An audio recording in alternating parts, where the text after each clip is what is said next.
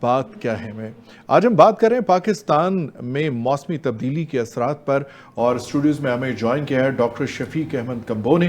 آپ ماہر ہیں ماحولیاتی ابلاغ کے اور بہت سارے کام یہ کر رہے ہیں اور کر بھی چکے ہیں، تو ان کو اسٹوڈیوز میں خوش آمدید کہتے ہیں اور ان کا مختصر سا تعارف انہی کی زبانی جانتے ہیں۔ جی ڈاکٹر صاحب، آج کے پروگرام میں خوش آمدید۔ تھینک یو ویری مچ جی۔ میرا نام ڈاکٹر شفیق احمد کمبو ہے۔ میں بنیادی طور پہ پنجاب یونیورسٹی کے شعبہ ابلاغ عامہ سے گزشتہ تقریباً 20 سال سے منسلک ہوں، اور میرا جو ہے ایریا آف ریسرچ اور ایریا آف ایکسپرٹائز جو ہے وہ سائنس کمیونیکیشن، اور اس میں بھی پرٹیکولرلی انوائرمنٹ کمیونیکیشن اور ہیلتھ کمیونیکیشن۔ اس پہ میں نے جرمنی سے پی ایچ ڈی کی ہے، ناروے سے میری اسپیشلائزیشن ہے، تو یہ میرا تعارف ہے۔ بہت شکریہ۔ ہمیں مسعود جمال سسل نے پاک پتن سے جوائن کیا ہے۔ آپ سوشل ایکٹیوسٹ ہیں۔ انہوں نے ایک باغبان پاکستان کے نام سے اپنی زمینوں میں ایک نرسری بنائی ہوئی، جہاں سے لاکھوں پودے یہ پورے پاکستان میں مفت تقسیم کرتے ہیں۔ ہر سیزن میں ہر طرح کے پودے یہ پورے پاکستان میں مختلف اداروں کو بھی، گورنمنٹ سیکٹر میں بھی اور نان گورنمنٹ سیکٹر میں بھی یہ شجر کاری کے لیے مفت فراہم کرتے ہیں۔ آپ کو بھی پروگرام میں خوش آمدید کہتے ہیں۔ بٹو صاحب، ایک بات جو ہم کر رہے تھے بریک سے پہلے کہ پاکستان ایک طرف شور مچاتا ہے کہ ہماری کاربن ایمیشن جو ہے وہ کارپوریٹ ورلڈ کے مقابلے میں ہے ہی نہیں، ہم ان ٹاپ 10 کنٹریز میں شامل ہی نہیں جو کاربن ڈائی آکسائڈ کے ایمیشن جو ہے گلوبل سفیر کے اندر پھینکتا ہے، لیکن سب سے زیادہ تبدیلی کے اثرات ہم بھگت رہے ہیں، اور اس سال پاکستان نمبر 1 پہ ٹاپ لسٹ کنٹری ہے جس نے موسمیاتی تبدیلی کو جھیلا ہے اور مزید جھیل رہا ہے۔ تو کہاں پہ لوپ ہول ہے کہ ہم ہر سال کانفرنس میں جاتے بھی ہیں، ہماری شمولیت بھی ہوتی ہے، لیکن ہم وہاں سے فنڈز نہیں لے پا رہے؟ دیکھیں جی، شور مچانے کی حد تک تو ٹھیک ہے کہ ہم بہت شور مچاتے ہیں کہ پاکستان سب سے زیادہ افیکٹڈ ہے اور پاکستان کا کوئی قصور نہیں ہے، لیکن اس سے جو نیکسٹ اچھا، اسی پہ پہلے بات کر لیں کہ کیا یہ سچ ہے یا نہیں ہے؟ جی بالکل درست ہے، یہ تو فیکٹس ہیں اور یہ انٹرنیشنل جو ادارے ہیں ان کے فیکٹس ہیں۔ یعنی یہ سچ ہے کہ پاکستان کا کاربن ایمیشن میں ہاتھ نہیں ہے، نہ ہونے کے برابر ہے۔ آپ انڈسٹری کی صورتحال دیکھ رہے ہیں، وہ ٹھیک ہے گاڑیاں ہمارے یہاں زیادہ ہیں، لیکن اس کا اوور آل جو کنٹریبیوشن ہے، جو ورلڈ لیول پہ کنٹریبیوشن ہے، وہ نہ ہونے کے برابر ہے۔ اور ایک جرمن ادارے کے مطابق اس سال پاکستان سب سے زیادہ کلائمیٹ چینج کے ایفیکٹس کو بھگت رہا ہے۔ جی بالکل ایسے ہی، پہلے بھی پاکستان ٹاپ 5 میں تھا، اب تو ٹاپ 1 کی بات ہو رہی ہے۔ اب اس ترقی پہ کیا کہیں گے؟ لیکن اس میں جو ورلڈ کے ہر دفعہ جو سی او پی کا کانفرنس ہوتی ہے اور جس میں سارے ممالک اکٹھے ہوتے ہیں، اس میں وہ ملک بھی ہوتے ہیں جو ٹاپ کلپریٹس ہیں، اور ان ممالک نے مل کے ایک فنڈ کی بنیاد بھی رکھی ہوئی ہے کہ جہاں سے ایسے ملک جو افیکٹڈ ہیں کلائمیٹ چینج سے، وہ ان کی جو ایشوز ہیں، ان کے جو نقصانات ہیں، اس کے لیے وہ پروجیکٹس بنا کے لائیں تاکہ ان کو وہ فنڈ کریں اور یہ ممالک جو ہے ان چیزوں کا مقابلہ کر سکیں۔ لیکن ہمارے ہاں ایشو یہ ہے کہ جن لوگوں نے یہ پروجیکٹس بنانے ہیں اور فنڈنگ سیکیور کرنی ہے، وہ اس سبجیکٹ پہ ایجوکیٹڈ نہیں ہیں، وہ اس سبجیکٹ کے لیے جیسے کلائمیٹ چینج کی آج بھی ہم بات کر رہے ہیں تو یہ ایک بہت ٹیکنیکل اور بڑا ایک اسپیشلائز قسم کا سبجیکٹ ہے، لیکن جو ادارے ذمہ دار ہیں، اگر پر نہ جلے تو میں اس پہ یہ سوال کر لوں کہ کیا یہ ذمہ داری گورنمنٹ سیکٹر کی ہے یا پرائیویٹ سیکٹر کی؟ نہیں، یہ تو آف کورس گورنمنٹ سیکٹر کی ہے، اور گورنمنٹ کی بات ہی ادھر سنی جاتی ہے۔ جہاں جو ہر سال کانفرنس ہوتی ہے، اگرچہ وہاں پہ این جی اوز، پرائیویٹ ادارے بھی موجود ہوتے ہیں، اور ابھی تک پاکستان میں جو 1-2 پروجیکٹ سیکیور ہوئے ہیں اس فنڈنگ سے، وہ موسٹلی پرائیویٹ سیکٹر میں سیکیور ہوئے ہیں۔ پرائیویٹ سیکٹر جیسے سیکیور کی ہے جی، ریچارج پاکستان کا پروجیکٹ ہے، WWF نے اس پہ فنڈنگ کی ہوئی ہے اور کام کر رہا ہے۔ لیکن جو ہم روزانہ کی بنیاد پہ اپنے ٹی وی اسکرینوں پہ جو نقصانات دیکھ رہے ہیں، جو ہمارے فلڈز آئے ہوئے ہیں، ڈیبریز فلو ہیں، ہمارے پل جو ہیں وہ اڑ رہے ہیں، اس پہ لائبل کس نے بنا رہا ہے؟ محکمہ ماحولیات نے؟ نہیں، اس میں کلائمیٹ چینج کی منسٹری بھی ہے، ماحولیات ایک اوور آل بڑا سبجیکٹ ہو جاتا ہے۔ لیکن دیکھیں یہ چیز جو ہے بہت لوکلائز لیول کی، آلدو اٹ از گلوبل، لیکن یہ جو فینومیناز ہیں یہ لوکل لیول کے ہیں، جس میں نہ صرف صوبائی سطح پہ، ڈسٹرکٹ لیول پہ، بلکہ ڈسٹرکٹ سے بھی نچلے لیول پہ سیٹ اپ ہونا چاہیے، ایسے سیٹ اپ ہونے چاہیے کہ جو ان چیزوں کے حوالے سے بھرپور ڈیٹا کلیکشن کریں، اسٹڈی کرتے رہیں، اور ساتھ ساتھ ایسے پروجیکٹس لائیں جو کہ لوکل لیول کے ہوں، مطلب ایک سائنٹیفک اور ایک تھیوریٹیکل پروجیکٹس تو بہت بن جاتی ہیں، لیکن جو پاپولیشن کو امپیکٹ کرتے ہیں وہ چھوٹی انٹرونشنز ہوتی ہیں جو کہ بہت زیادہ انجینئرنگ، بہت زیادہ ٹیکنالوجی بھی نہیں مانگتی، لیکن وہ ان کے ڈائریکٹلی ریلیٹڈ ہوتی ہیں. جیسے درخت لگانا ہے, جیسے مٹی اور مڈ جو ہے اس کے فلو کو کیسے روکنا ہے, سلوپس کو کیسے سٹیبلائز کرنا ہے, گرمی کے ایفیکٹ کو ختم کرنے کے لیے کیسے گھر بنانے ہیں کہ جس سے وہ جو ہیٹ ویوز ہیں ان سے کیسے بچنا ہے, ڈراؤٹ کی شکل میں ڈراؤٹ ریزیلینٹ کراپس کیسی ہونی چاہیے.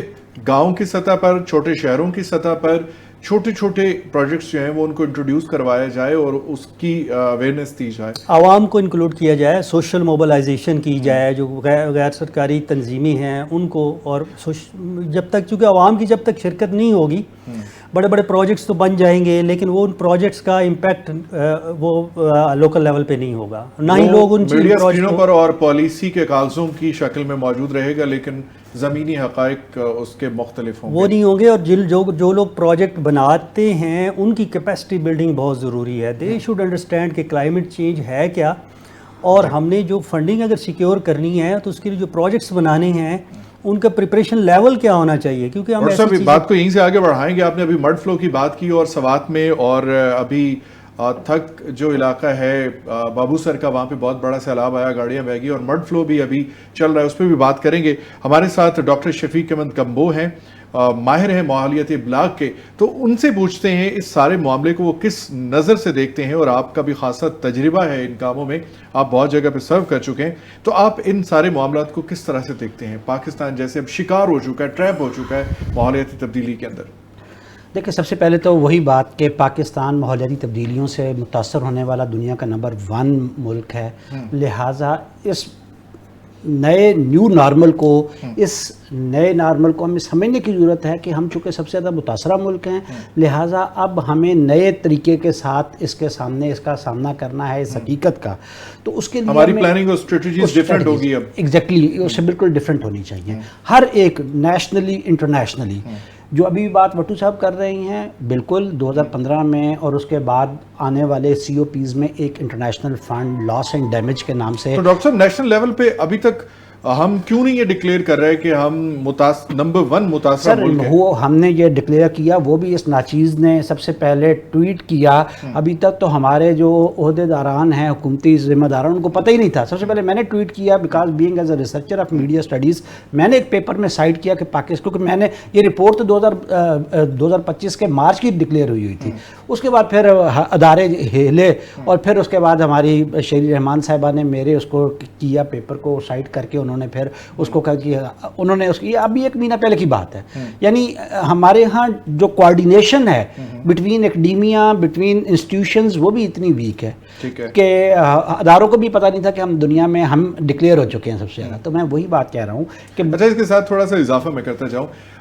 مانسون کا سیزن ہے, بارشیں بے تحاشا ہو رہی ہیں اور اس میں جو ہمارا ایئر انڈیکس ہے وہ نارملی اچھا ہو جاتا ہے, کیونکہ جتنی بھی امپیورٹیز ہوا کے اندر یا فضا کے اندر ہوتی ہیں وہ بارش کے ساتھ زمین پر آ جاتی ہیں. لیکن آج لاہور کے اندر 190 ایئر انڈیکس ہے جو کہ بہت ہی خطرناک ہے. یہ ایسا کیوں؟ اچھا, یہ وہ ہیومیڈیٹی ہے اس وقت, ہوا کے اندر ہوائیں رکی ہوئی ہیں. صرف بارش ہو جانا ہی کافی نہیں ہے سیٹل کرنے کے لیے, ہوا کا چلنا بھی ضروری ہے تاکہ وہ جتنی ایمیشنز دن کے وقت ہو رہی ہیں پلوٹنٹس کی, ہوا ان کو وائپ آؤٹ کر کے سائڈ پہ لے جائے. لیکن چونکہ ان دنوں میں یہاں پہ مانسون کے موسم کے اندر ہوا حبس ہو جاتا ہے, لہٰذا وہ پلوٹنٹس جو خارج ہوتے ہیں وہ آگے موو نہیں کر پاتے. لیکن جب بہت اچھا موسم ہوتا ہے تب بھی لاہور کی اور بڑے شہروں کا جو ایئر انڈیکس ہوتا ہے وہ ہیلدی نہیں. وہ اس کی ریزن ہے. اس کی ریزن یہ ہے کہ مغربی ممالک میں ہم دیکھتے ہیں کہ وہاں ایئر کوالٹی انڈیکس ابھی 50 سے اوپر جاتا ہی نہیں ہے. ریزن یہ ہے کہ وہاں پہ انہوں نے پالیسی لیول پہ اتنی سختی رکھی ہوئی ہے کہ وہ پلوٹنٹس کی بنیادی جو سورس ہے وہاں سے ایمیشن نہیں ہونے دیتے.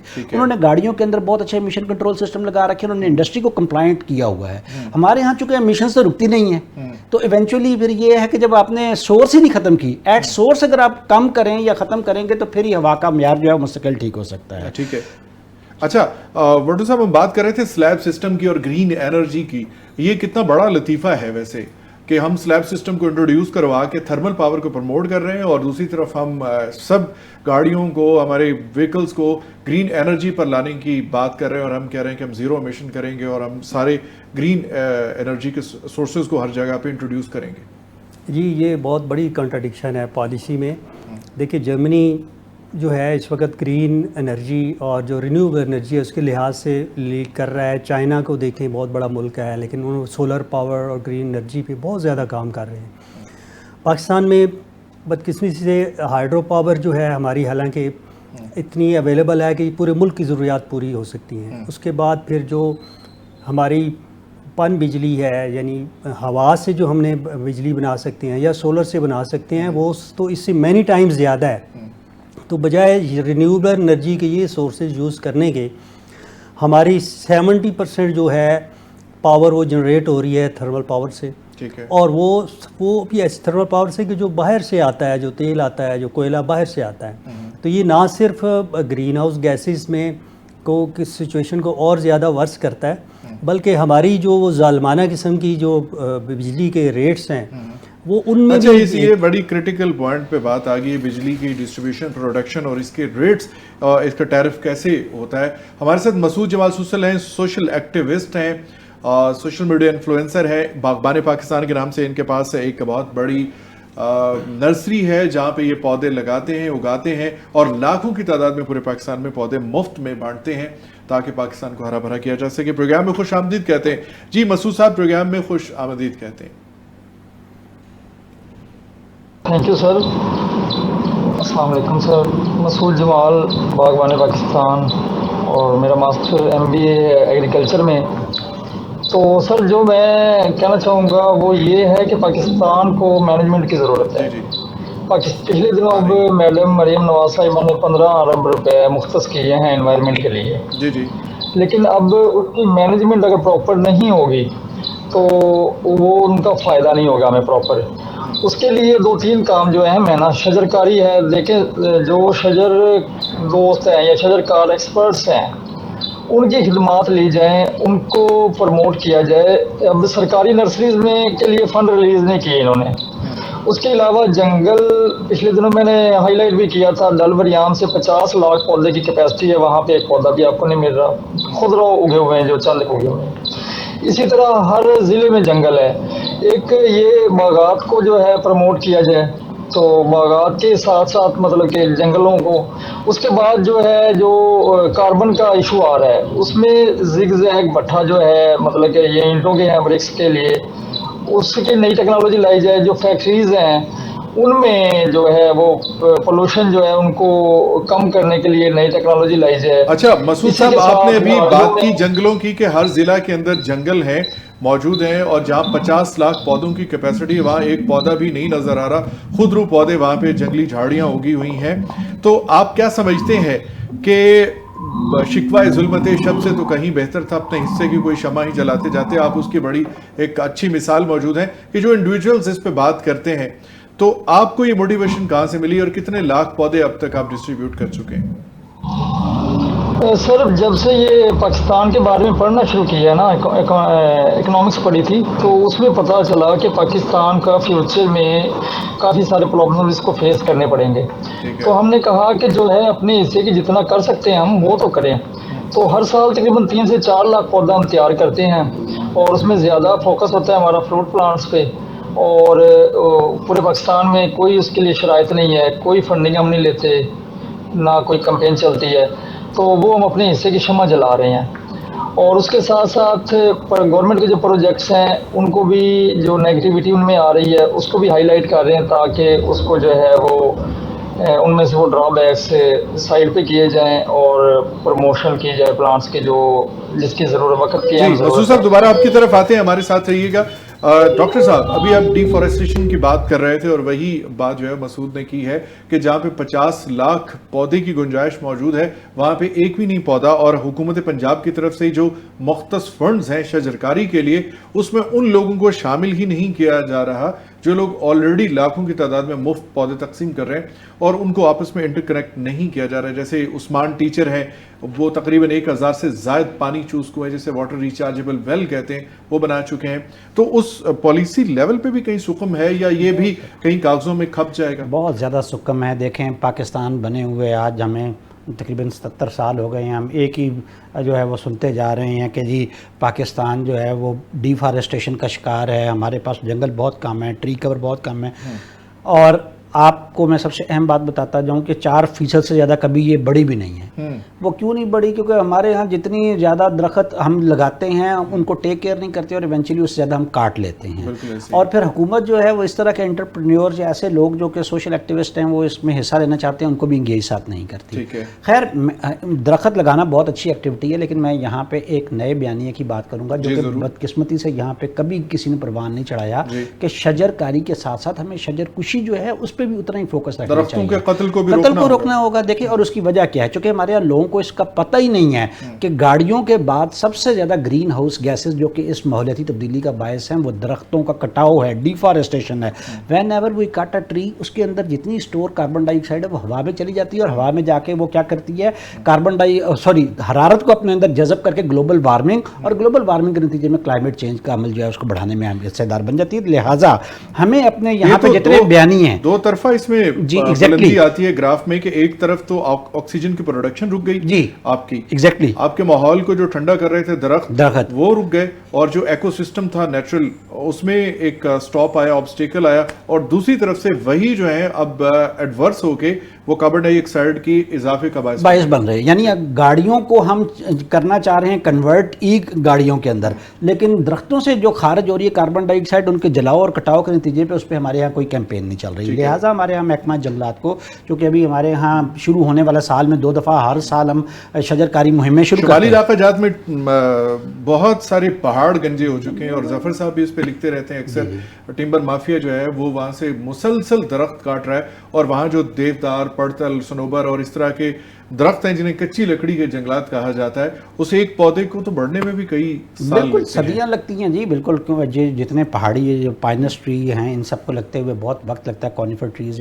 تو خیر بٹ اینی ہاؤ، میرا کہنے کا مطلب یہی ہے کہ ہمیں اوور آل اپنے اس ڈیفارسٹیشن کے سارے بیانیے کو پروموٹ کرنے کے لیے اس میں شجر کشی کو شامل کرنا چاہیے. نبی پاک صلی اللہ علیہ وسلم نے اس کی اتنی تاکید کی ہے شجر کشی کی کہ آپ صلی اللہ علیہ وسلم نے کہا کہ دشمن کے علاقے میں اگر آپ جاتے ہیں تو دشمن کے علاقے میں بھی ممانعت کی ہے آپ صلی اللہ علیہ وسلم نے درخت کاٹنے، درختوں اور فصلوں کو جلانے اور کاٹنے سے منع کیا.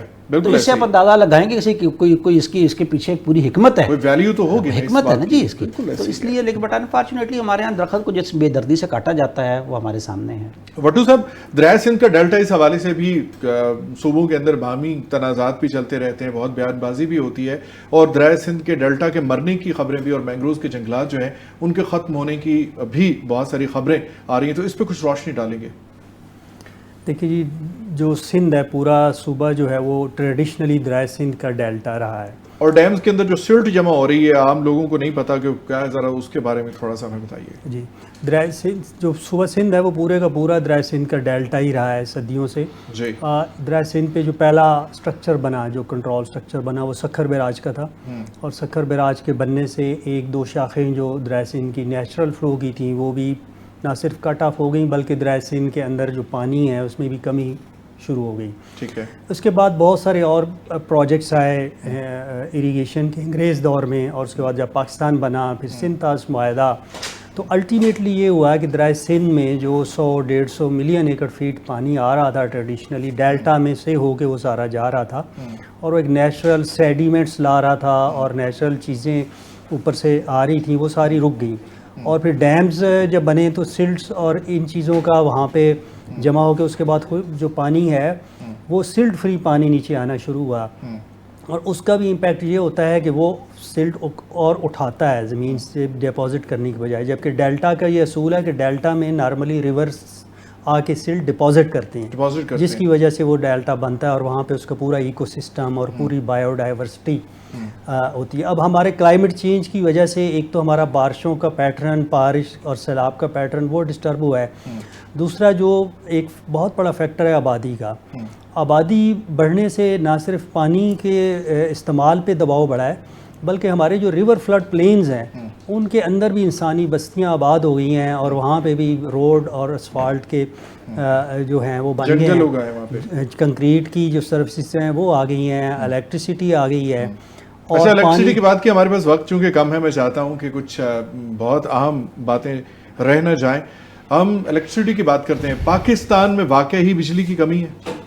نہیں، پاکستان میں بجلی کی زیادتی ہے، پاکستان میں کمی یہ دوبارہ سے اس کو ذرا کہیے گا، یہ تمام ناظرین کے لیے بڑی اہم بات ہے. انجینئر ظفر اقبال بھٹو صاحب ہمارے ساتھ ہیں. تو جی کیا فرما رہے تھے آپ؟ جی، پاکستان میں بجلی بنانے کی جو صلاحیت ہے اس وقت 40 سے 45 ہزار میگا واٹ تک ہے.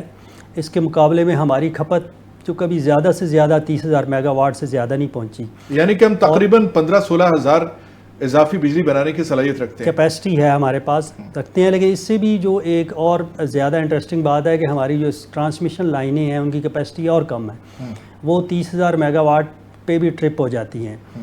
تو یعنی فل لوڈ پہ وہ ڈسٹریبیوشن لائنز، ٹرانسمیشن لائنز جو کم ہے، ہیں وہ ان کام کی نہیں 30,000 میگا واٹ سے بھی کم ہے ان کی کیپیسٹی، اس پہ وہ نہیں ٹرانسمٹ کر سکتی. اور اس کی ون آف دا ریزن یہی ہے کہ جو ہماری انڈسٹریل کھپت وہ نہ ہونے کے برابر ہے، اور جو انڈسٹری کی گروتھ جا رہی تھی اس حساب سے نہیں، جس حساب سے ہم بجلی پروڈیوس کرنے کی پلاننگ تھی اور بجلی کے کارخانے ہم نے لگا لیے ہیں وہ ضرورت سے زیادہ ہیں. کتنی عجیب، مزیدار اور حیرتناک بات ہے کہ ہمارے پاس کیپیسٹی بہت زیادہ ہے پورے پاکستان کی کھپت سے، لیکن ہم باہر سے آئی پی پیز کی شکل میں بجلی جو ہے وہ خرید رہے ہیں.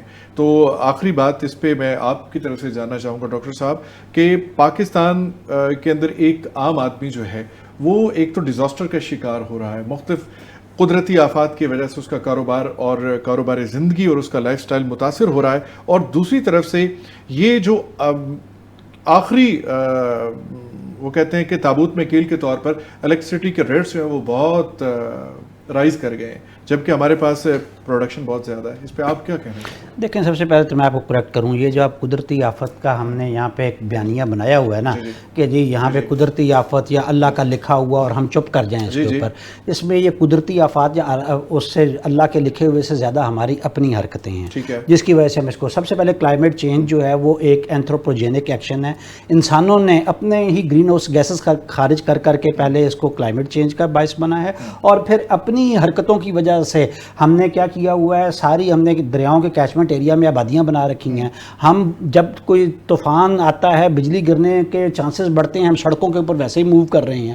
ہماری ذمہ داری ہے نا کہ ہم اس کو ایک رسپانسبل سٹیزنز کے طور پہ، تو یہ قدرتی آفات یا اللہ کا لکھا ہوا نہیں ہے، یہ ہمارے ہیومن اپنے ایکشنز ہیں جس کے آخری ایک منٹ میں ڈاکٹر صاحب یہ سارے ڈیزاسٹر ہو رہے ہیں، وقوع پذیر یہ واقعات ہو رہے ہیں اور لوگ ان مصیبتوں کا شکار ہو رہے ہیں، جانی اور مالی نقصان پر. جیسے ناردرن ایریاز میں گئے ہوئے ایک خاندان کے 18 لوگ مر گئے، ابھی گاڑیاں گئی. تو آخری ایک منٹ میں پلیز لوگوں کو اویئرنیس دے دیں، ان کو بتا دیں کہ اس طرح کی قدرتی آفات یہ نارمل نہیں ہے، یا جس کو آپ کہہ رہے ہیں ڈیزاسٹر، تو اس میں کیا کرنا چاہیے؟ میں وہی کہہ رہا ہوں کہ دنیا کو اس وقت اس نیو نارمل کو سمجھنا ہے کہ کلائمیٹ چینج ایرا میں ہم رہ رہے ہیں. سیکنڈ، پاکستان دنیا کے بجائے پاکستان کو نہیں جی، میں پوری دنیا اس وقت جو ہے وہ کلائمیٹ چینج کی لپیٹ میں ہے، اور پاکستان اس کلائمیٹ چینج سے سب سے متاثرہ ملک ہے. ان دو حقیقتوں کو سمجھ لیں تو شاید ہم بہت سارے ڈیزاسٹرز جو ہیں ان کو فیس کرنے کے قابل ہو جائیں گے. ہم ان دو حقیقتوں کو نہیں سمجھ رہے بنیادی طور پہ. ٹھیک ہے، بہت شکریہ. پروگرام کا وقت اپنے اختتام کے قریب پہنچ چکا ہے. جتنے بھی ناردرن ایریاز میں ڈیزاسٹر ہو رہے ہیں، مڈ فلو ہے یا اس میں پانی کا سیلاب ہے، پانی کے ریلے ہیں، اور کلاؤڈ برسٹ ہے، یا پھر گلیشیئرز کا پگھلنا ہے، تو ڈاکٹر شفیق احمد کمبوز صاحب نے بڑی خوبصورت بات کی کہ ہمیں سمجھنا ہوگا کہ نیو نارمل کیا ہے. اب نئے طریقے سے اس کی منصوبہ بندی اور شیرازہ بندی بہت زیادہ ضروری ہے. جو لوگ سیر کو جا رہے ہیں وہ سمجھیں کہ ابھی جو نیچرل ڈیزاسٹر آ رہے ہیں اور جو قدرتی طور پر مصیبتیں پاکستان پر آ رہی ہیں کسی بھی وجہ سے، آپ ان کو نیو نارمل کے طور پر سمجھنے کی، انڈرسٹینڈ کرنے کی کوشش کریں، اور گورنمنٹ کی سطح پر ان کے لیے پالیسیز اپلائی ہونی چاہیے، لوگوں کو اویئر کیا جانا چاہیے فلڈ کے لیے، ڈراؤٹس کے لیے، اور جو بھی ناردرن ایریاز کے لیے جا رہے ہیں یا پھر ڈیزرٹڈ ایریا میں جا رہے ہیں، اور جہاں بھی ایسی کوئی قدرتی آفت موسم کی تبدیلی کی صورت میں رونما ہونے والی ہے، پہلے سے ان لوگوں کو بتایا جائے، اویئر کیا جائے. بہت شکریہ. ہمارے ساتھ ظفر اقبال بھٹو صاحب سے سول انجینئر، اور ان کے ساتھ دے رہے تھے ڈاکٹر شفیق احمد کمبو، ماہر ماحولیات ابلاغ، اور میں آپ کا اپنا میزبان الطاف سومرو. آپ کا اپنا پروگرام بات کیا ہے میں پھر دوبارہ سے ملیں گے اسی چینل پر، اسی پلیٹ فارم پر. تب تک کے لیے میرا آپ کا پاکستان کا اللہ نگہبان.